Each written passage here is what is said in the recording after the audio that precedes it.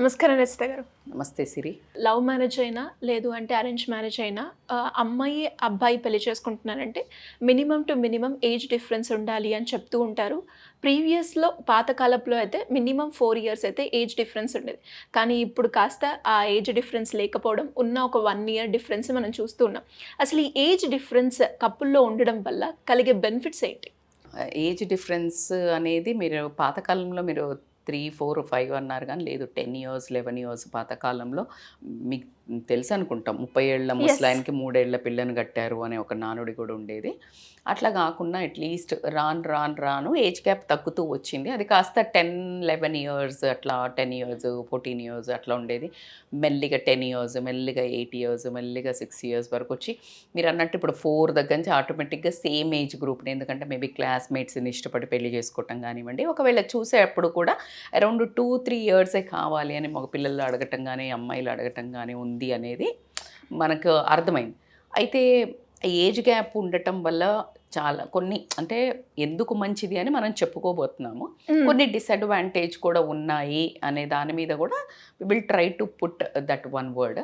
Sure. But దాంట్లో ఏంటి అనంటే ఏజ్ గ్యాప్ ఎక్కువ ఉంటే అంటే కొంచెం మీడియంగా ఉంటే ఎందుకు మంచిది, అసలు వై ఓల్డెన్ డేస్లో ఎందుకు అట్లా తీసుకునేవాళ్ళు అంటే కనుక ఫిజియలాజికల్గా కానీ, సైకలాజికల్గా కానీ, అట్లాగే మనకు సోషల్గా కానీ అసలు ఎందుకు డిఫరెన్సెస్ ఉంటాయి అనేది కొంచెం మాట్లాడుకుంటే కనుక, బయాలజికల్ది ఫస్ట్ తీసుకుంటే అంటే మనకి ఫిజియోలాజికల్గా లేడీస్కి డిఫరెన్స్, జెంట్స్కి ఏంటంటే హార్మోనల్ ఏదైతే రిప్రొడక్టివ్ థింగ్స్ ఫామ్ అయ్యి లాంగ్ టర్మ్ ఉండేవి ఏదైతే ఉంటుందో అది జెంట్స్కి ఎక్కువ ఉంటుంది, లేడీస్కి తక్కువ ఉంటుంది. అంటే వాళ్ళకి రిప్రొడక్టివ్ ఇన్స్టిగేట్ అవ్వటం. సో బేసికల్గా ఇప్పుడు జెంట్స్ని చూడండి, మీరు గమనిస్తే ఒకటి గుర్తుపెట్టుకోండి. ఇప్పుడు ఎవరిదైనా పెళ్ళి అయింది అనుకోకుండా ఒక 30, 40 ఇయర్స్ తర్వాత ఏమో అట్లా ఒక హస్బెండ్కి వైఫ్ చనిపోయింది. సో 40 ఇయర్స్ అయినా 50 ఇయర్స్ అయినా పెళ్లి చేసుకున్నా కానీ ఏమంటారు, ఇంకా ఆయనకి తోడు కావాలా అంటారు. ఇంకా కొంతమంది 40+50లో కూడా మళ్ళీ పిల్లల్ని కనడం అంటే వాళ్ళకి లాంజివిటీ ఎక్కువ ఉంటుంది రిప్రొడక్టివ్ సిస్టంలో. సో అదే లేడీస్కి వచ్చేసరికి తక్కువ ఉంటుంది. సో అదే లేడీకి 40 దాటి 50కి రాకముందే లేడీస్ ఏమంటుంటారు జనరల్గా ఫిజికల్ రిలేషన్ గురించి ఏమంటే ఇప్పుడేంటి అట్లా మాట్లాడటం కానీ, అది కామన్గా ఆ ఒక నెగ్లిజెన్స్ వల్లనే హస్బెండ్స్ వేరే వైపుకి వెళ్ళటం కూడా జరుగుతుంది. ఏది ఏజ్ ఎక్కువ సేమ్ ఏజ్ వాళ్ళని చేసుకుంటే, అదే కాస్త ఎక్కువ తక్కువ ఉన్న ఏజ్ వాళ్ళని చేసుకుంటే ఏంటి అని అంటే they will have a longevity of companionship కూడా, కాబట్టికే అది ఒక టర్మ్ కూడా చూసుకునేవాళ్ళు అన్నట్టు. అండ్ సెకండరీ వచ్చేసి మనకు సైకలాజికల్గా తీసుకుంటే ఏంటంటే సిరి బేసికల్గా ఎక్స్పీరియన్సెస్ నుంచి నేర్చుకోవటం. ఎక్స్పీరియన్సెస్ అంటే ఫర్ ఎగ్జాంపుల్ ఒక అబ్బాయి, మనము జనరల్గా యావరేజ్గా చూస్తుంటే అబ్బాయి పెద్దగా ఉండాలి అని చెప్తారు. అది అలా దానికి విరుద్ధంగా బోలెడు సక్సెస్ఫుల్ మ్యారేజెస్ ఉన్నాయి. మనం అన్నీ ఇదే పారామీటర్ ఏం చెప్పడం లేదు. ఇప్పుడు రాముడు సీత అనేవాళ్ళు, సచిన్ టెండూల్కర్ అంజలి ఆవిడ వైఫ్ని అన్నారు. ఇంకా చాలామంది ఉన్నారు అట్లా ఏజ్ పైన అమ్మాయిలు పెద్ద, అబ్బాయిలు చిన్న ఉన్నవాళ్ళు. సో అది ఆ ఎక్సెప్షనల్ కేసెస్ మనం పక్కన పెట్టుకుంటే కనుక ఎవరైనా అనుకుందాం, ఫర్ ఎగ్జాంపుల్స్ లైఫ్ ఎక్స్పీరియన్సెస్లో ఎవరైతే ఏజ్ పెద్ద ఉంటారో వాళ్ళు ఈ చిన్నగున్నప్పుడు చేసే ప్రవర్తన తర్వాత మెచ్యూరిటీ వచ్చిన తర్వాత ప్రవర్తన ఏంటో వాళ్ళకి తెలుసు. దానికా గొడవ పెట్టుకుంది, దానికా ఇంత ఫీల్ అయింది, దీనికా ఇది పోతుందిలే, ఇట్ షెల్ టు పాస్ అనే స్టేజ్కి కొంచెం ఒక ఇప్పుడు మీరు ఒక 3-4 ఇయర్స్కి ఇప్పటికి don't you think like you have a lot of change in your maturity, understanding. నన్ను తీసుకున్న ఒక 5 ఇయర్స్ బ్యాక్కి ఇప్పటికి జమీన్ ఆస్మాన్ ఫరక్. ఎందుకు అంటే like we understand things in a different perspective. నువ్వు ఒకసారి సినిమా చూసినప్పుడు ఎట్లుంటుంది, రెండోసారి చూసినప్పుడు ఎట్లా ఉంటుంది, బుక్ను కూడా తీసుకో, ఒకసారి చదివినప్పుడు ఎట్లా ఉంటుంది, రెండోసారి so you'll get a more over view. Life మీద కూడా అట్లా అదే ఇప్పుడు యంగ్ ఉన్న వాళ్ళు గబుక్కున వాళ్ళకి చెప్పగలుగుతారా, ఏం కాదు ఇది పాస్ అవుతుంది, లేకపోతే ఇలా నువ్వు క్లియర్ చేసుకోవచ్చు ఎగ్జామ్, లేకపోతే ఇలా కాదు ఇది కాకపోతే ఇటు వెళ్ళొచ్చులే, ఎందుకంటే వాళ్ళు ఆల్రెడీ ఆ రూట్ క్రాస్ అయ్యారు కదా. So they will be easily able to guide the next partner.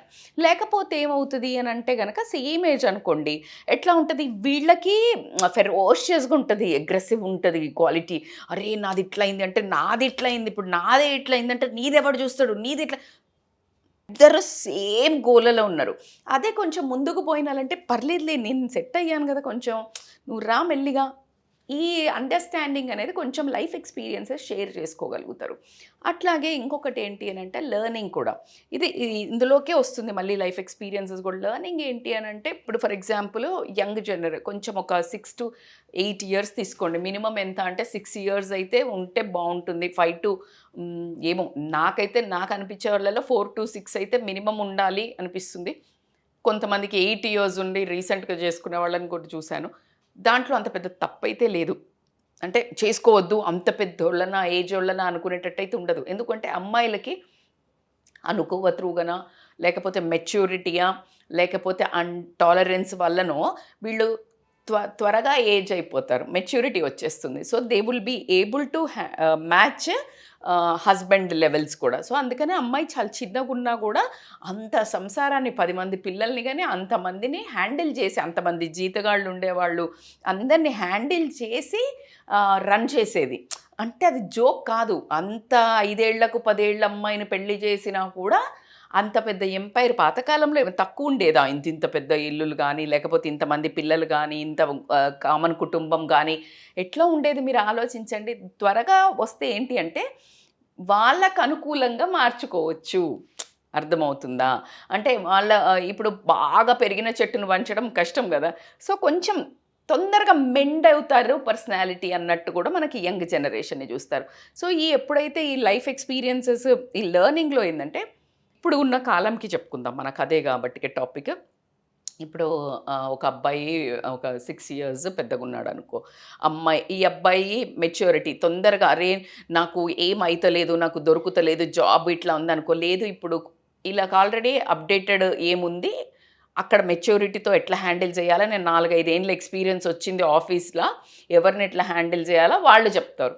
ఈ అమ్మాయికి ఏమైనా కొత్త టెక్నాలజీ వచ్చినా, కొత్త ఫ్యాషన్ వచ్చినా, కొత్త ట్రెండ్ వచ్చినా వీళ్ళు అప్డేటింగ్లో ఉంటారు. So you are covering 2 decades. అర్థమవుతుందా? ఈ ఎవ్రీ 5 years హాఫ్ డికేడ్, మీరు 10 yearsకి ఒకసారి డికేడ్ అంటే మనకి 5 to 6 yearsకి చాలా change, shift in the technology వస్తుంది. ఇప్పుడైతే అంత కూడా లేదనుకోండి, టెక్నాలజీ వస్తుంది, ఫ్యాషన్ వస్తుంది, మనస్తత్వాలు వస్తున్నాయి, బోలెడు చేంజ్ అవుతున్నాయి. ఇంతకుముందు యంగ్ జనరేషన్ అంత యోగాలను లేకపోతే మెడిటేషన్లు చేసేవాళ్ళ, బట్ ఇప్పుడు కంపారిటివ్లీ రేషియో పెరుగుతుంది. మీరు ఒప్పుకుంటారు కదా దానికి. సో అట్లా ఎగ్జాక్ట్గా ఆ డిఫరెన్స్ ఏదైతే ఉందో, డికేడ్ డిఫరెన్స్, ఇటు వాళ్ళది పట్టు ఉంటుంది, ఇక్కడ వాళ్ళది పట్టు ఉంటుంది. So they will be able to enjoy the younger youthfulness at the same time maturity levels.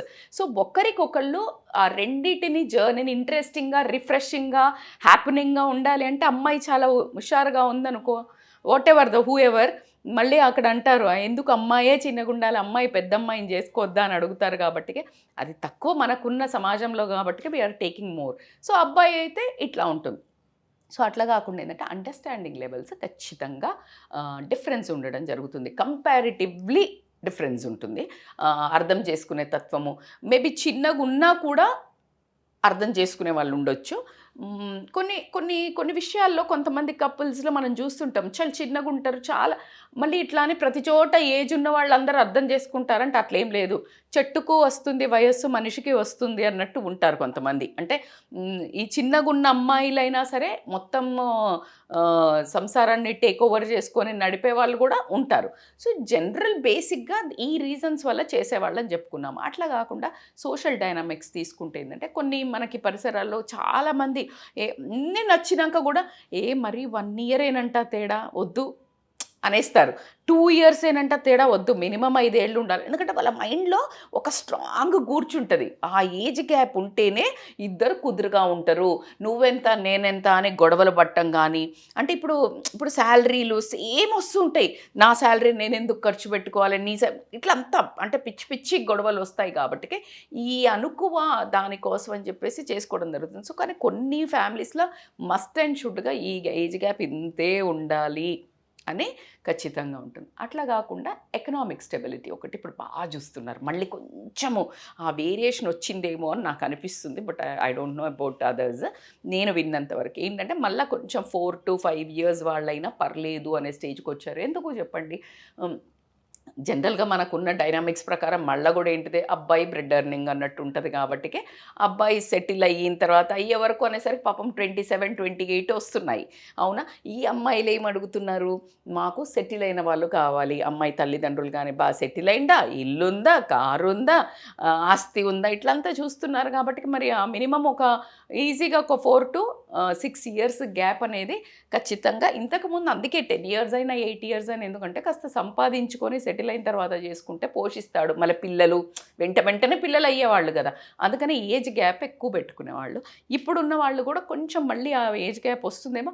కానీ నా పరంగా ఇదైతే జనరల్గా చెప్పాను నేను, నా పరంగా చెప్పినా కూడా నేను ఖచ్చితంగా ఏకీభవిస్తాను దాంట్లో. మినిమం 4 to 6 years ఉంటే ఏంటి అని అంటే lot of difference will be there, no doubt. అట్లా ఉన్నాక కూడా కాదా అంటే, but handling the situation will be very different Siri.